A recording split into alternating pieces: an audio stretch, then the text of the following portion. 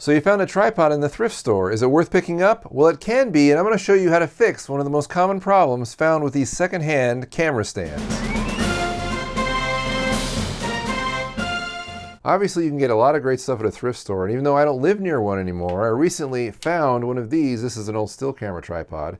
And even though I don't recommend still camera tripods for filmmaking because they can't pan or tilt worth a darn, these can be perfect for lockdown applications such as what I'm doing right now. However, before you decide to pick up any used tripod, you should check out a few things to make sure it works properly. The first thing you want to do is test the integrity of your tripod legs. You're going to be putting your camera on top of this and you don't want a leg or two collapsing and potentially damaging your camera. So fully extend the legs and lock them into place. Then lean on the top of the tripod to see if it will hold a little bit of your body weight, and if so, it will definitely hold your camera. Now, some more expensive tripods have a locking adjustment or a friction adjustment which will allow you to tighten down loose legs in case they do slip like that. But most of these cheap ones don't. In fact, all they have is cheap locking mechanisms like this one that you can just open and close. In fact, upon inspecting these, I found several of the locking mechanisms were cracked and thus unusable in the extended leg scenario. But that's okay because I'm only using this for video blocking with the legs fully collapsed, so that is not an issue for me.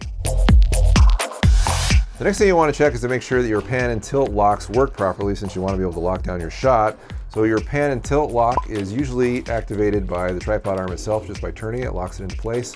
Then your pan lock is a knob usually found near the bottom of the head itself. You might have a third knob right here on this one where you can lock down this expanding shaft here, which will just give you a little more height. But making sure all these locks work is really important if you want to be able to use your new tripod to its fullest ability. Something else you can check are to make sure that you have 3 rubber feet on the bottom of your tripod. These are a little bit nicer because they actually screw in, reveal spikes, which are good for shooting outside.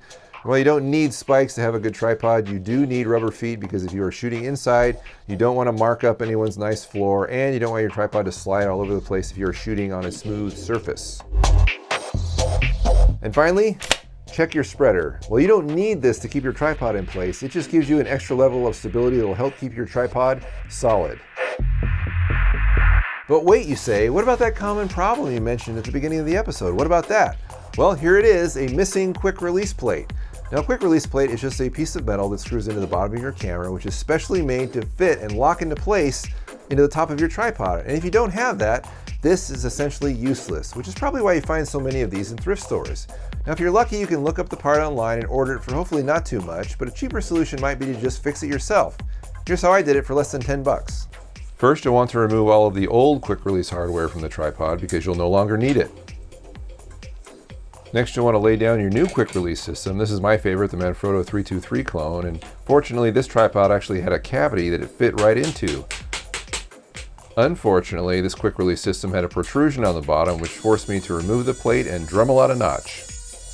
I then took a 1/4-inch machine screw, added a lock washer to it, and threaded them both through a very large fender washer with a 1/4-inch hole. I added some rubber padding to that and then screwed the whole thing into place. This quick release system was not going to move. Obviously, not all tripods are going to be the same, so if the one you picked up from the thrift store doesn't have a large opening like mine did, simply make your own. Drill a 1/4-inch hole and this process should work the same for you. And that's how I fixed my thrift store tripod. For other DIY solutions to filmmaking problems, please come to thefrugalfilmmaker.com. Thanks for watching.